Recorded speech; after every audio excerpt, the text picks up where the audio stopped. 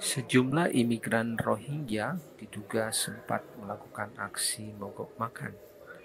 Aksi tersebut terjadi pada saat pembagian makan siang dan makan malam.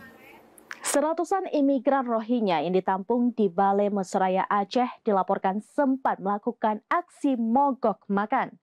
Para Rohingya itu melakukan aksi tersebut pada Jumat 22 Desember 2023, tepatnya saja makan siang dan malam. Adapun aksi mogok makan itu mereka lakukan diduga untuk menuntut tempat pengungsi yang layak seperti kamp di Bangladesh.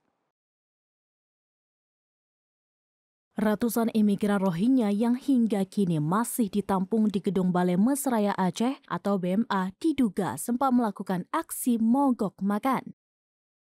Aksi itu terjadi pada Jumat 22 Desember 2023, tepatnya saat waktu makan siang dan malam.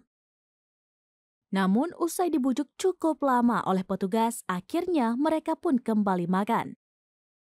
Adapun aksi mogok makan seratusan Rohingya itu diduga karena mereka menuntut untuk diberikan tempat penampungan yang lebih layak.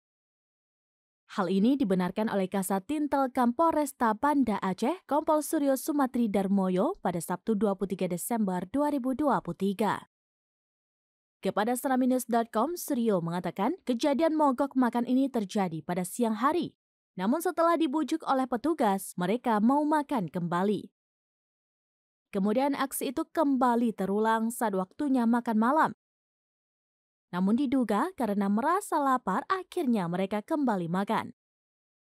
Diketahui pembagian makan malam dilakukan oleh Yayasan Kemanusiaan Madani Indonesia atau YKMI melalui relawan PMI Banda Aceh.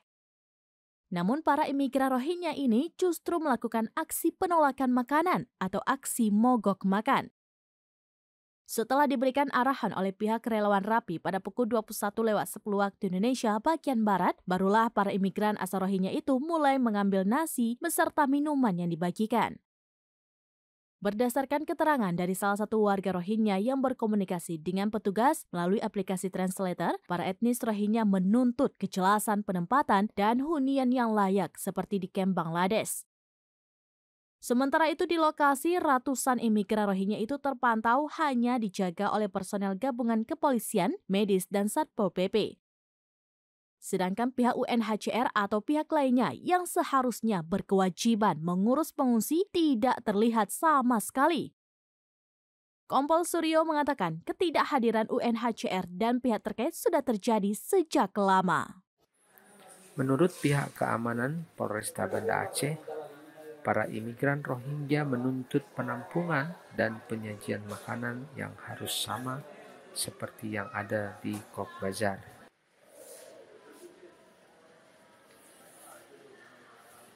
Demikian informasi terkini Syeda Darlun. Saksikan terus beragam informasi lainnya. Cuma balik dan share seluruh akun Seraminus.com. Download Tribun X sekarang. Menghadirkan lokal menjadi Indonesia.